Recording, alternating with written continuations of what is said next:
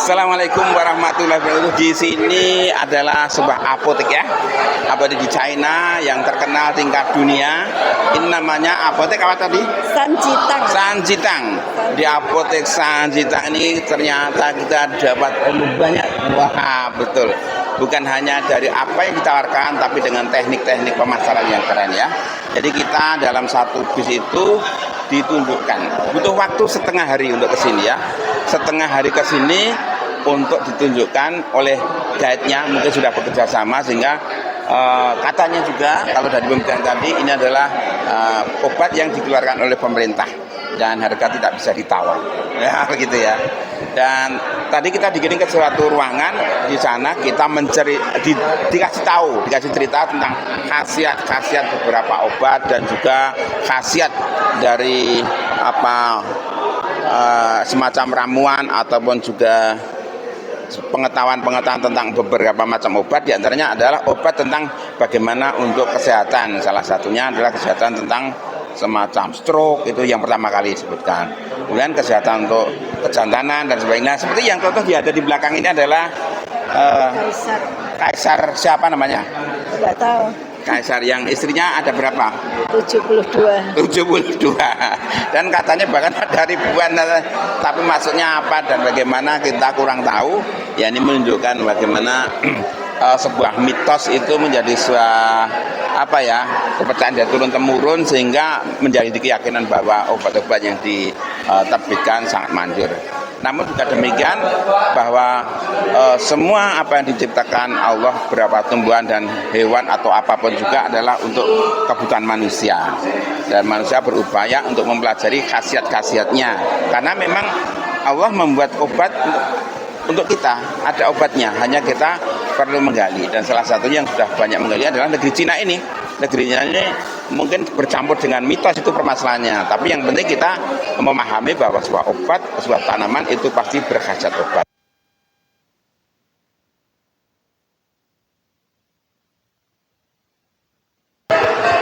Mungkin kita cuma dicuekin ya, artinya kita tidak mendalam tentang suatu tumbuhan itu, walaupun sebenarnya ada nilai obatnya.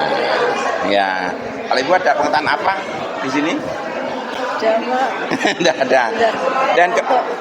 Dan kemudian daripada itu kita setelah masuk dalam suatu ruangan, orang-orang ataupun di antara kita peserta yang merasakan sakit apa akan dikirim ke suatu tempat. Nah ini istimewa nih, suatu tempat untuk diprospek sehingga ada yang keluar uang jutaan untuk membeli sebuah obat, sebuah produk itu.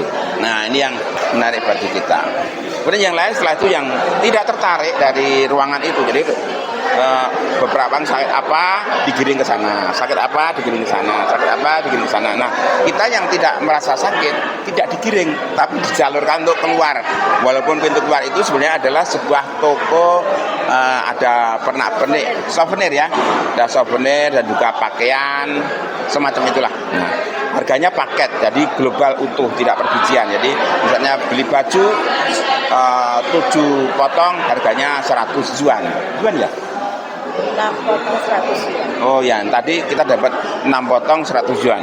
Kemudian ada potong 100 yuan. Ada yang 4 potong. Beda-beda. Ya, beda-beda. Tergantung modelnya ataupun bahan yang produksinya itu. Kemudian untuk yang lain itu kita tadi juga sempat beli tas, itu segera untuk kenang-kenangan kakak adik keluarga gitu ya. Tidak semuanya ya tadi. Nanti kita masih rencana untuk beli yang lain untuk sebagai kenangan saja. Demikian ya pengalaman kita untuk beli wawancara. Sini Pak. Sini Pak. Iya. Nah ini Pak Ketua nih, Pak Ketua. YAI Surakarta. Ya Pak Yainal. Orangnya usianya berapa ya? Lebih dari 70 berapa gitu ya. Keren, 70 berapa, penampilannya sangat mudah. Wah keren. Dan modis gitu. Jadi pakaian-pakaiannya keren-keren karena sering kali ke Mekah antar umroh dan juga ini wisata. Menurut beliau wisatanya ke China sudah 4 kali sepertinya itu. Sehingga punya pengalaman yang banyak tentang itu. Dan juga untuk yang teman-teman lain nanti kita akan ceritakan. Yang jelas untuk di tempat ini saya dapat ilmu itu bagaimana cara memasarkan, memprospek, menggiring per segmen gitu. Dan yang semuanya ini sepertinya kita ada di tengah laut, ini dijaring. Jaring yang besar, kok lolot, agak kecil, dan semua dijaring uangnya. Jadi uangnya dijaring sehingga ternyata apa yang dikatakan seperti kemarin itu ada giok itu di depan ada patung itu, ya itulah. Itu sebenarnya kalau saya sendiri menyatakan itu ada motivasi gitu.